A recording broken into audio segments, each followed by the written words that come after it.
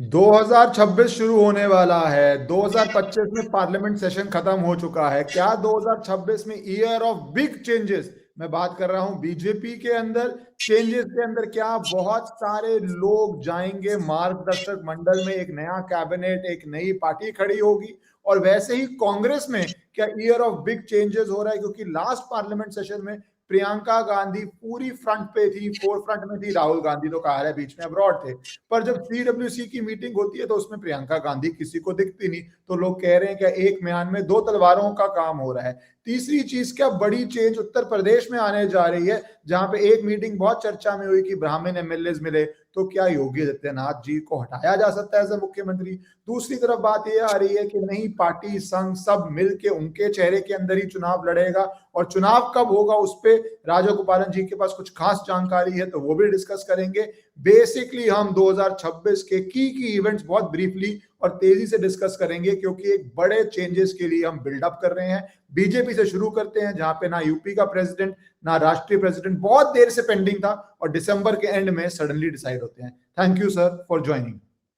Sir, तो प्रणाम पहले प्रणाम। बीजेपी से शुरू कर लें। आपने पिछली बार हिंट किया था कि जब नए प्रेसिडेंट आए हैं 45 इयर्स ओल्ड हैं, तो पूरा क्या बीजेपी 4.0 जा रही है, from starting from the R BJP की Vajpayee generation to Modi ji generation to उसके आगे बढ़ते हुए अमित शाह जनरेशन, और अब फोर्थ जनरेशन में हम आ गए हैं।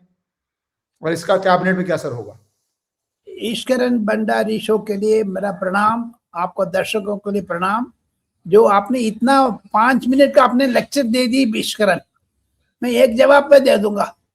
कल अहमदाबाद में अमित शाह ने 2 चीज कहा। 2029 में भी बीजेपी चौथा बार नरेंद्र मोदी सरकार बनेगी। उसके लिए शुरुआत, उसको बीज डाला है 2025 में। 2026 में वो फल देने शुरू करेंगे, धीरे धीरे बढ़ेंगे। 2029 में बल देंगे, फल देंगे। आपने पूछा था बीजेपी के बारे में। कल yesterday union cabinet of accommodation committee of the union cabinet, जिसका राजनाथ सिंह अध्यक्ष है, मिस्टर अमित शाह मेंबर है, मनोहर लाल खट्टर मेंबर है, उन्होंने रिजर्व कर दिया है नया बीजेपी अध्यक्ष नितिन नवीन साहब का 9 नंबर सुनेरी बाग मकान, टाइप 8 मकान अलॉट किया जाएगा। इसी से क्या पता लगता है, इट्स अ प्रोटोकॉल। जो भी नेशनल पार्टीज है, 14 करोड़ लोग मेंबर्स है, 7,000 करोड़ रुपया जमा है बैंक में, और क्या चाहिए। वर्ल्ड में चीन का पार्टी का नेक्स्ट बीजेपी इंडिया में। तो देयरफॉर ये स्वाभाविक है नितिन बाबू का मकान देना।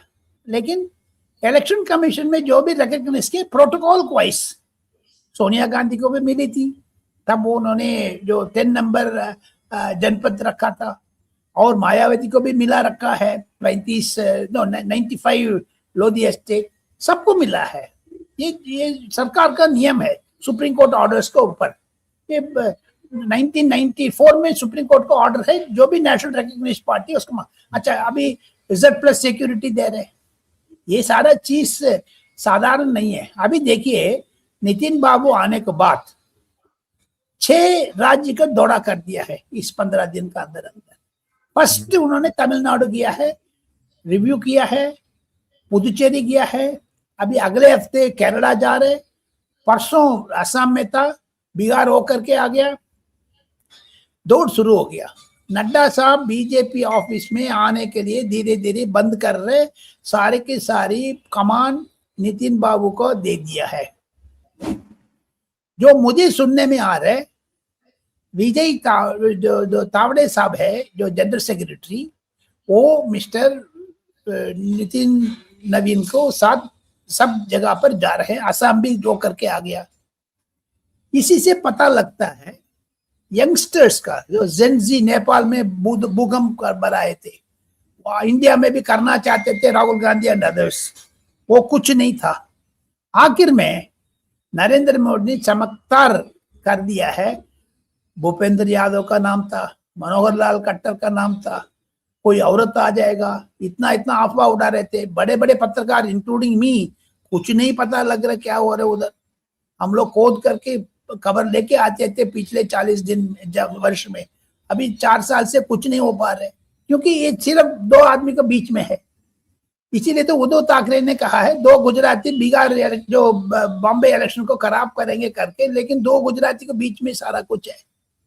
Coming to the real point, 11 उपाध्यक्ष है बीजेपी का, उसमें कम से कम 8 नए चेहरा होगा,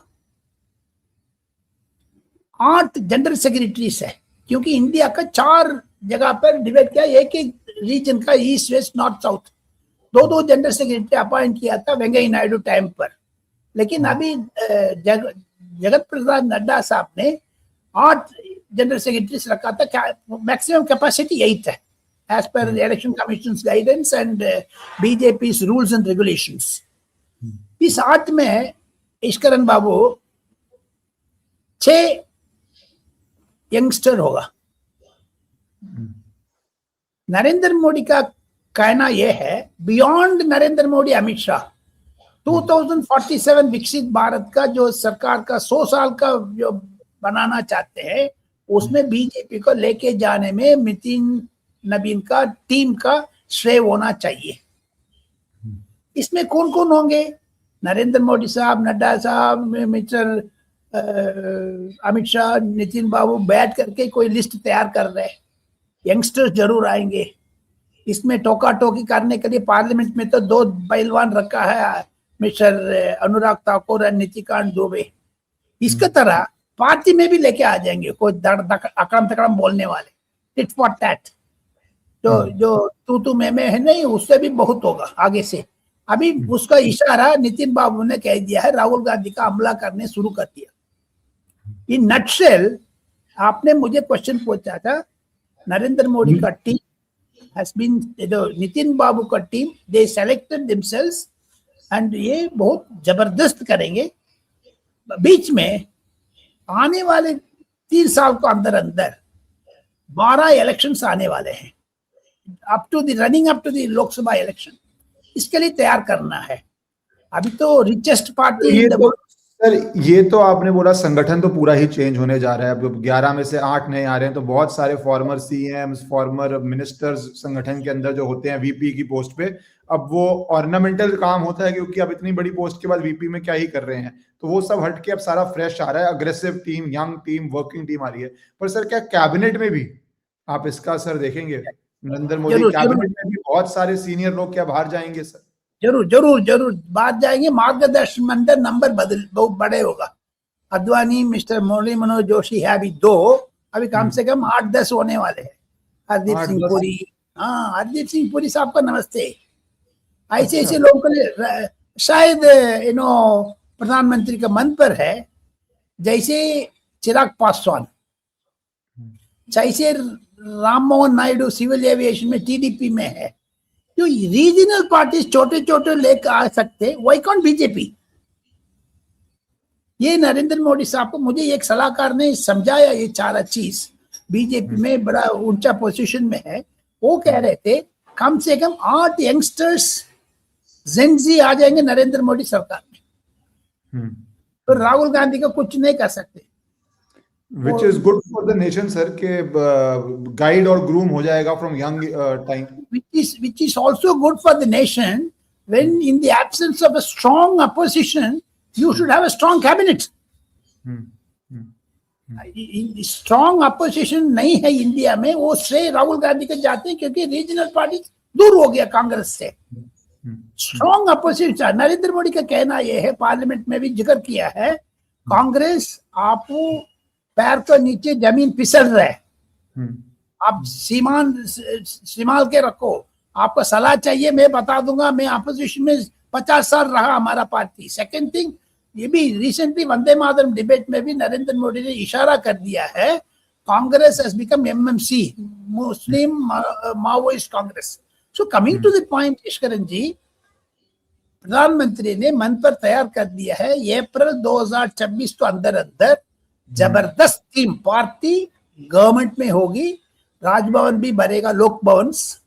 एंड सेकंड, प्रधानमंत्री का अपना कार्यालय में भी दिल बदल करने वाले हैं। अभी देखो शक्तिकांत दास को लेके आया है, so that the Prime Minister's office is also getting a spruced up.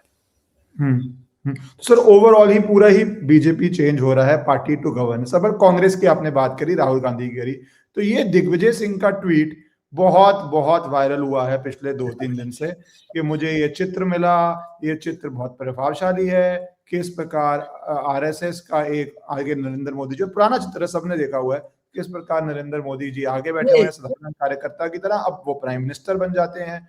और इस बात के बाद कांग्रेस में बवाल मच जाता है। पवन खेरा जवाब देते हैं, इसके बाद बहुत सारे कांग्रेस लीडर्स जवाब देते हैं कि हमें कुछ नहीं सीखना आरएसएस से, we are perfect, we are perfect. अब अलग बात है आप चुनाव हारी जाए पर अपने आप को परफेक्ट समझे। तो सर ये दिग्विजय सिंह ने गेम खेला है? आप दिग्विजय सिंह को अच्छी तरह जानते हैं, very very he is a full time politician, उनको पसंद करो ना करो, और उनका जितना उन्होंने आरएसएस का विरोध किया, आरएसएस की साजिश किताब छापी थी वो 26/11 के बाद, वो आज ये बात कर रहे हैं। What is the internal politics? Internal politics Congress ideology के ऊपर टूट रहे, जबरदस्त टूट रहे। डिसेंट्रलाइजेशन को बात उठाया दिग्विजय सिंह ने। ईश्वरन जी मेरा पुराना कहानी नहीं सुनाते हैं, ये बोर नहीं होना चाहिए, लेकिन उदाहरण के वास्ते, एग्जाम्पल स्पेसिमेन के वास्ते मैं कहना चाहता हूँ, राहुल गांधी ने पार्लियामेंट में कुल्लम कुल्ला ओपनली नरेंद्र मोदी का सीट जाकर के गल्ला मिला। What does it mean? वो कह रहे थे मुझे कॉन्वर्सेशन चाहिए। अरे बेवकूफ की बात है, मिस्टर दिग्विजय सिंह ने डिसेंट्रलाइजेशन का उल्टा चीज कॉन्वर्सेशन बोल रहे हैं। मुझसे बात करो। आप उनकी बैकग्राउंड में है जी, मैं सचमुच कह रहे हैं ईश्वरन जी, हमने भी 2-3 लोगों से बात की थी, उन्होंने कह रहे कॉन्वर्सेशन का मतलब ये है mister Rahul Gandhi take a position after discussion with 5-6 top persons of the Congress, conversation करो, बार बार टोकना नहीं चाहिए, वोट चोरी, आप तो बेवकूफ बन गया। हिडनबर्ग, आप किसी ने लिख के दे रहे उसको बोल रहे, उसको ऑपोजिट रिमार्क ले लो, जो ईश्वरन भंडारी बोल रहे और राजगोपाल से सलाह ले लो, XYZ से सलाह ले लो। Without that don't go by Rajagopal saying. इसीलिए तो आप देखिए जो NSA था पहले शिवशंकर मेनन, उन्होंने लिख के देता है, वो पार्लियामेंट में मिस्टर राहुल गांधी बोलते थे उनके गलवान इश्यू में, उनको बारे में किसी ऑफिसर ने राहुल गांधी से बोला है, वो सुनने का तैयार नहीं था। मेरा गवर्नमेंट में ही वॉज NSA, लेकिन सेम ऑफिसर ने बोला सेम गवर्नमेंट का ऑर्डिनेंस आपने पढ़ दिया।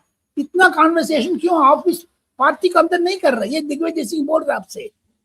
Digvijay Singh wants a conversation with you, but आप किसी को नहीं बदल रहे। ओडिशा से एक मोहम्मद मुश्तिक चिट्ठी लिखा था, Priyanka Gandhi is rising star, why can't you make a president and remove Mallikarjun खड़गे, उसको आपने तो सस्पेंड कर दिया। किसका आदेश में सस्पेंड किया? सस्पेंड करने के पहले कोई आपको अंदर कोई कमिटी है, डिसिप्लिनरी कमिटी है, उनके भेजो, उनकी सलाहकार करो, डेमोक्रेटिक प्रोसेस में करो। That is what Digvijaya Singh is wanting. उनका अनशंट बोल करके निकाल रहे। लेकिन मैं ये भी कहूंगा जी, दिग्विजय सिंह का बेवकूफ की काम ये है, कोरा में क्यों जाने की जरूरत है? वे खुद जानते हैं, वो चीफ मिनिस्टर थे दिग्विजय सिंह मध्य प्रदेश में, उस दरमियान नरेंद्र मोदी भी चीफ मिनिस्टर थे गुजरात में।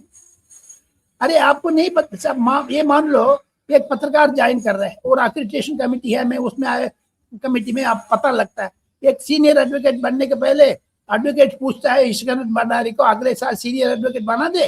ये अंदर बात होते हैं। सिमिलरली कांग्रेस के अंदर बात नहीं होते, ये उठा दो गोली मार दो, ये क्या बात है? That is why conversation is needed. Digvijaya Singh कह रहे दैट्स ऑल, वो कोरा में जाने की जरूरत नहीं है। आपने कॉन्वर्सेशन की बात करी तो प्रियंका गांधी की कॉन्वर्सेशन आती है। पहले जिस तरह पार्लियामेंट में गडकरी जी से बात करती है, मुझे टाइम ही नहीं दे रहे, and then she goes to meet the prime minister, और वहां पे मीट द प्राइम मिनिस्टर तो नहीं, जो पूरा पार्लियामेंट के एंड में हो रहा है, तो वहां पे क्या कॉन्वर्सेशन हुई और क्या डिफरेंट है राहुल गांधी से? क्योंकि बीजेपी भी इस पे बहुत कमेंट करी, राहुल गांधी तो लड़ने जाते हैं, प्रियंका की स्ट्रेटेजी कैसे डिफरेंट है and how is BJP reacting to it? मैं 2 चीज बता दूंगा जी आपको, ईश्वरन भंडारी दर्शकों को। एक सिंपल बात है, प्रियंका गांधी मुंह पर मुस्कुराहट है, राहुल गांधी का कहना कड़वाहट है, ये डिफरेंस है। आप हमेशा यंग इंडियन नहीं बोल सकते। आप लूट कर सकते, 50 लाख दे करके 2000 करेंगे, यंग इंडियन हो सकते हैं। लेकिन बनियान जा करके जर्मनी जाओ कोट पहन लो, दिल्ली आ जाओ, mummy others everyone is having coat suit, आपने बनियान में आ रहा है, ये तो is not Gen Z approach. Second thing, Rahul Gandhi is openly मैं बोलूंगा, मुझे अरुण जेटली साहब ने समझाया, वो हमारा बीच में नहीं है, लेकिन वो इंप्रेशन प्रधानमंत्री के मन पर भी है, अमित शाह मन पर भी है। पार्लियामेंट में राहुल गांधी आमने सामने प्रधानमंत्री सीट में नरेंद्र मोदी को देखने में नफरत करते हैं। Simple as that. That vituperativeness, vengeanceness है, उसी तो ऊपर बॉयल हो रहा है ना खून, वो रिफ्लेक्ट करता है मुंह पर, भाषण पर।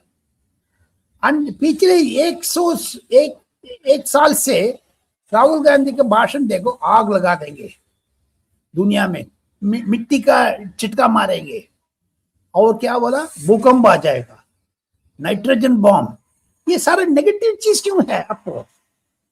लेकिन प्रियंका गांधी मुंह पर नहीं है। प्रियंका गांधी बोलती मुस्कुराहट करते।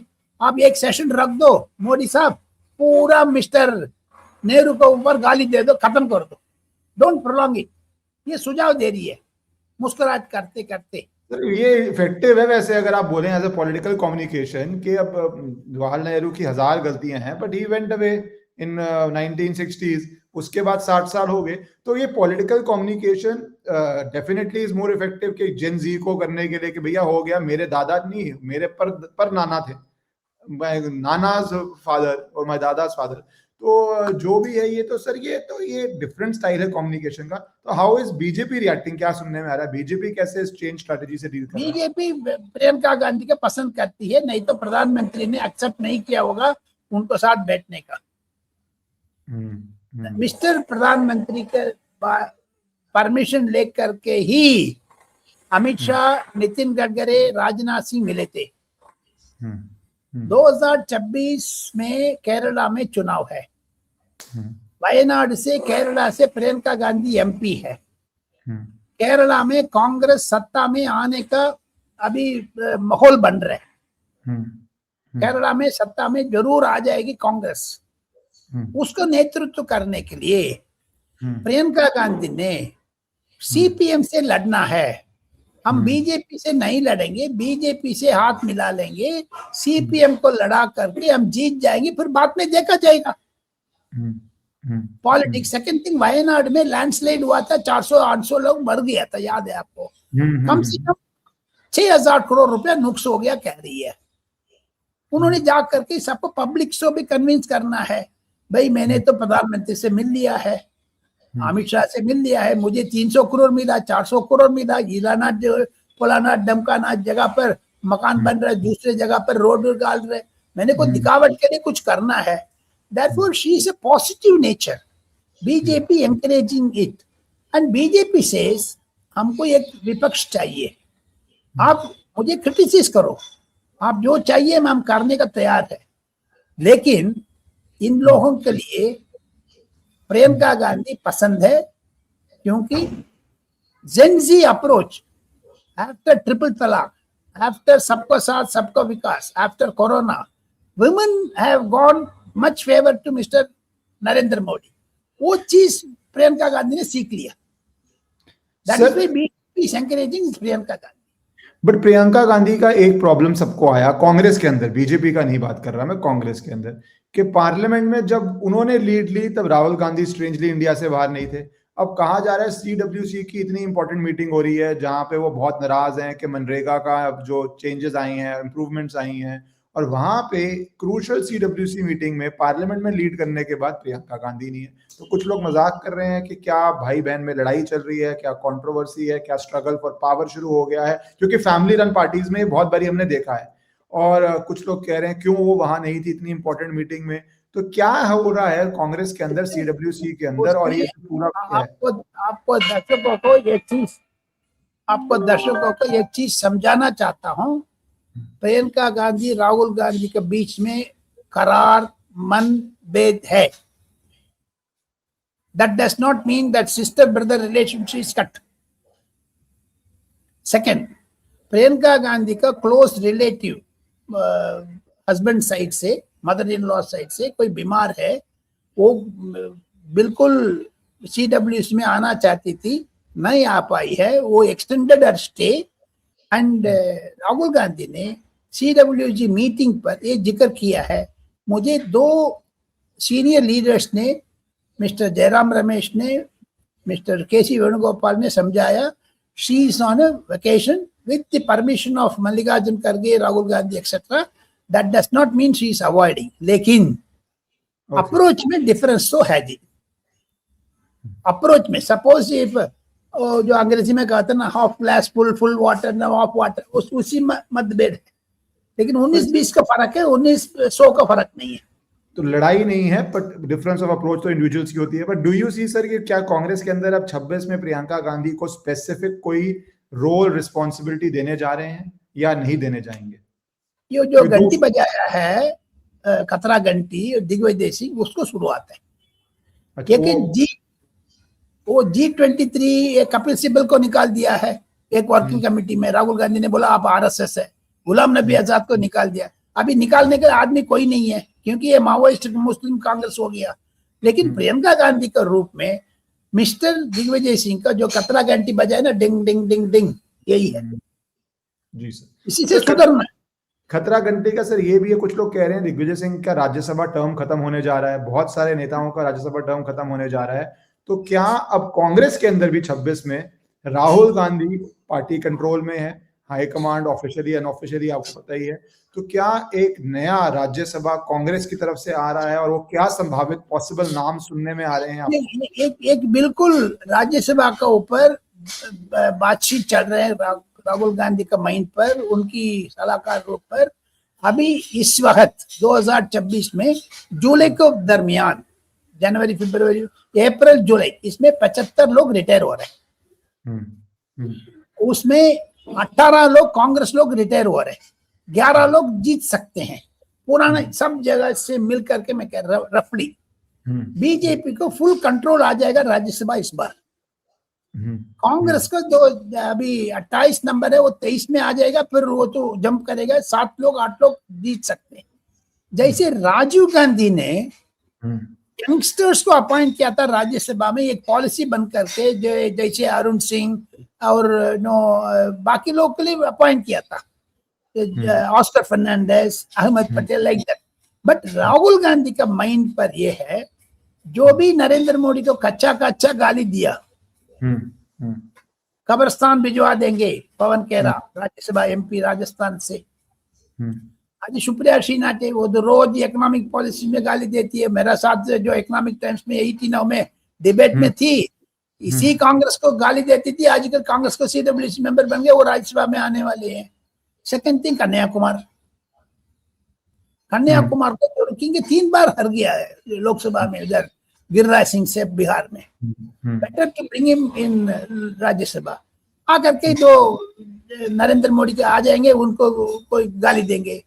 तो ऐसे लोगों, नरेंद्र मोदी बेटर्स के लिए राहुल गांधी चुन करके राज्यसभा भेजने के लिए प्रयास कर रहे। That is what I heard. But conversation होगी, 1-2 सीनियर लोगों को भी अंदर अकोमोडेट करेंगे, राहुल गांधी का अच्छा होगा। क्योंकि मल्लिकार्जुन खड़गे रिटायर हो रहे हैं, उनकी फिर लोकसभा लीडर ऑफ अपोजिशन नहीं बनेंगे।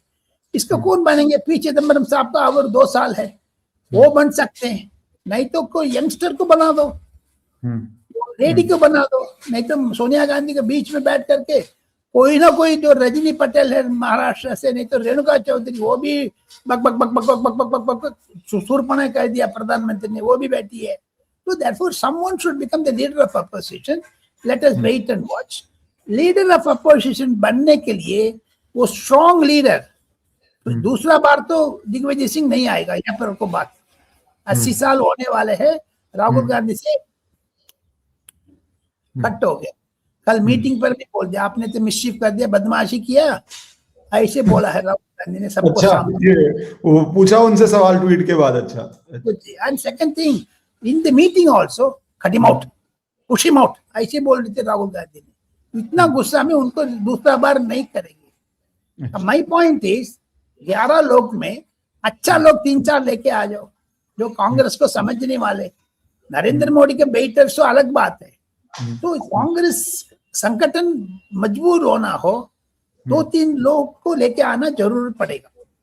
सर मैं लास्ट आना चाहता हूं, जो सबसे इंपॉर्टेंट है उत्तर प्रदेश, उसमें 2 बड़े इवेंट्स हुए और एक इवेंट की आपने जानकारी देनी है। तो पहला 2 इवेंट ये हुआ कि बहुत देर डिले के बाद नया यूपी का प्रेसिडेंट अपॉइंट हो जाता है।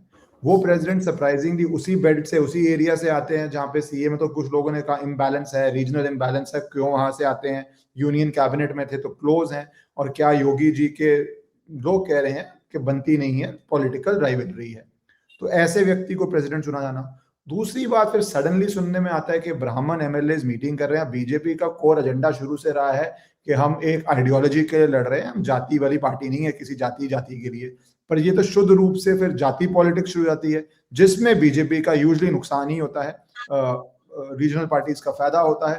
तो सर ये क्या हो रहे हैं दोनों इवेंट्स? क्या बीजेपी यूपी में बहुत ज्यादा खिंचातानी चल रही है, और क्या Yogi Adityanath as a CM change हो सकते हैं? सबको आप कैसे एक्सप्लेन करेंगे? ये सचमुच जो मुझे जानकारी है, मुझे जो भी जानकारी है, मैं ईश्वरन भंडारी दर्शकों से माफी चाहता हूँ। मैं 10% जानते हैं, बाकी 90% मुझे जानते नहीं है, क्योंकि जानकारी मिलती नहीं है ऐसे करस्पॉन्डेंट। सब लोग कुछ हर्ष हो जाते हैं। बीजेपी का अंदर उत्तर प्रदेश में मतभेद है, जो क्यों कुर्मिकल लगाया है पंकज चौधरी का, ये इसमें अपर कास्ट डोमिनेशन बहुत हो चुका है। अपर कास्ट डोमिनेशन में ब्राह्मण्स को अलग कर दिया ठाकुर मिस्टर योगी आदित्यनाथ ने। इसमें प्रधानमंत्री से पाठक साहब डिप्टी चीफ मिनिस्टर मिल करके समझौता हो गया है। अभी ब्राह्मण्स को 3-4 लोगों को गवर्नमेंट में ले लेंगे। एक ब्राह्मण तो है के शर्मा, प्रधानमंत्री को नजदीक था, गुजरात आईएएस ऑफिसर है, प्रधानमंत्री कार्यालय में काम किया है, वो पावर मिनिस्टर है। उनकी योगी का बैठता नहीं है, उठता नहीं है। योगी आदित्यनाथ भी बुलडोजर को वास्ते, बुलडोजर को पब्लिक में यूज करते, लेकिन पार्टी में भी यूज करने लग गया। ये पसंद नहीं है। लेकिन आम तौर पर राम मंदिर उद्घाटन हुआ था 25 नवंबर पिछले महीने, यानी नवंबर 25 में।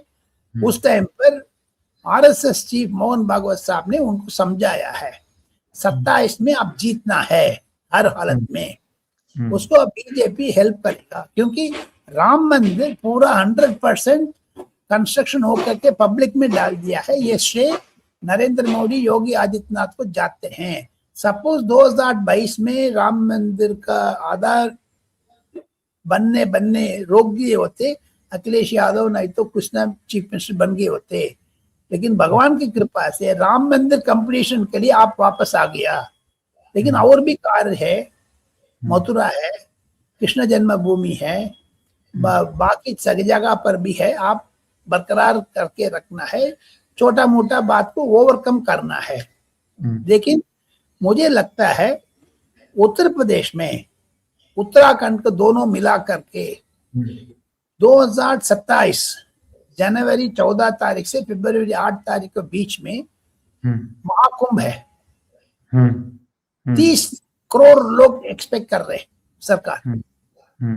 उसको 600 कंपनी चाहिए पुलिस तैनात करने के लिए। उस दरमियान चुनाव आने वाले हैं 2027 अप्रैल, कम टू द पॉइंट फरवरी मार्च में। सरकार को एक चिंता है अभी, इलेक्शन कमीशन भी पुलिस मांग रहे हैं, उधर जो कुंभ मेला को भी पुलिस चाहिए।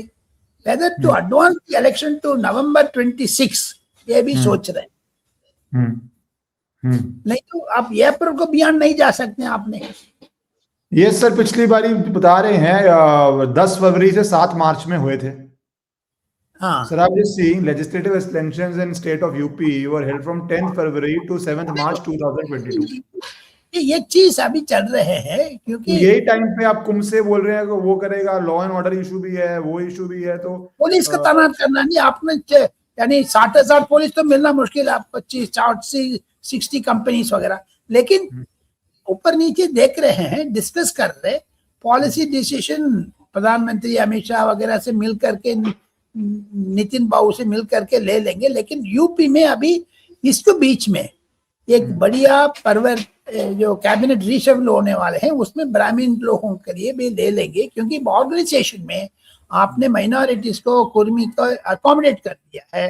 Therefore there is a need for balance in the cabinet. इसी से बातचीत चल रहे, we will wait and see, 1-2 महीने में इसको पॉलिसी डिसीजन ले लेंगे जी। But sir, you do not see the change of chief minister's face? Never, NEVER, never. Very blunt. क्योंकि जो योगी आदित्यनाथ ने सब राजनाथ सिंह से, अमित शाह से, मोहन भागवत से हाथ जोड़ मिल लिया, देयर इज नो प्रॉब्लम। अभी 2024 में कैसे 33 सीट अखिलेश यादव ने ले लिया, उसको भी अध्ययन करने के बाद ये डिसीजन लिया है। Coming to the point, he will be continuing it, that's what, because he's a great leader sir। आने वाले दिन में ऊपर उनके लिए अच्छा हो गया ना जी। अभी बुलडोजर बाबा उसको कॉपीराइट कर रहे कर्नाटका में भी, आपको याद है ना, कर्नाटका केरला में भी झगड़ा होने लग गया, क्योंकि mister Siddaramaiah Congress chief minister bulldozer कर रहे, वो कांग्रेस लोग कह रहे योगी आदित्यनाथ को क्यों कॉपी कर रहे, दक्षिण भारत तक गया है ये बात। Therefore he is a strong leader। After Gujarat model जो एक स्टेट का मॉडल बना था, सिर्फ यूपी मॉडल ही आया है पिछले 20 सालों में। Sir last question I would want on Amit Shah ji, क्योंकि उसमें वो 2026 में what do you see, home ministry पे बहुत खतरा था, इन द सेंस कि आपने पहलगाम देखा, हमने रेड फोर्ट के साथ जो ब्लास्ट देखा, तो टेरर बहुत सालों बाद इंडिया के अंदर दोबारा से एक खतरा बना है। What do you see Amit Shah as a home minister doing in 2026? क्या पॉलिसी है, कुछ चेंजेस आ रहे हैं, क्योंकि उन्होंने भी एनालाइज किया होगा 25 was a very difficult year for Bharat. Amit Shah आपको बराबर ये बीजेपी में लीडर है नहीं है अभी, नरेंद्र मोदी का कॉन्फिडेंट नरेंद्र मोदी का, अमित शाह का ये गोल है 2026 मार्च 31 को पहले माओवादी को खत्म करो। एंड फरवरी 19, 20, 22 तारीख तक 5 दिन का इंटरनेशनल कॉन्फ्रेंस है साइबर सिक्योरिटी के बारे में, साइबर टेररिज्म के बारे में, आर्टिफिशियल इंटेलिजेंस के बारे में। उसमें मैक्रोन साहब, नेतन्याहू साहब, तमाम लीडर्स आने वाले हैं, यूके का प्रेसिडेंट, प्राइम मिनिस्टर वगैरह।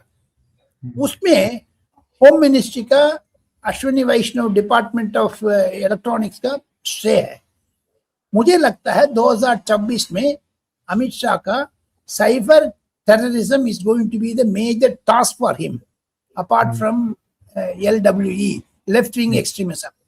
So अमित शाह साहब को पूरा, yesterday संडे था, पिछले सैटरडे संडे 2 दिन पूसा इंस्टीट्यूट में नरेंद्र मोदी साहब जा करके पूरा देश में जितना भी चीफ सेक्रेटरीज है उससे बातचीत किया है। उसमें प्राइम मिनिस्टर ने इंडिकेशन भी किया है साइबर टेररिज्म, नक्सलिज्म 2026 के लिए मेरा चेतावनी है। ये चेतावनी अमित शाह को भी है, वो संभाल कर देगा, क्योंकि अमित शाह का जितना भी CPO, सेंट्रल पुलिस ऑर्गेनाइजेशन में बैठा है, जो बिठाया है, वो सारा अमित शाह साहब को कॉन्फिडेंस है, पावर है, ग्रिप है, कॉन्फिडेंस है। मुझे लगता है 26 में internal security should be a very smooth one. We have to be very alert. 20,000 crore रुपया साइबर क्राइम में निकल गया है इंडियंस का, तो भी सेफली रखना है। वो जिम्मेवारी नरेंद्र मोदी का है, अमित शाह साहब को भी है। They will do it, that's what I can vouchsafe it sir. जी thank you sir, thank you for your time. हमने पूरा 26 का शुरुआत के समय क्या क्या बड़े इवेंट्स हैं डिस्कस कर लिया। Thank you sir. Happy new year to you sir, and to your viewers, and to your family and to your viewers sir. Thank you sir.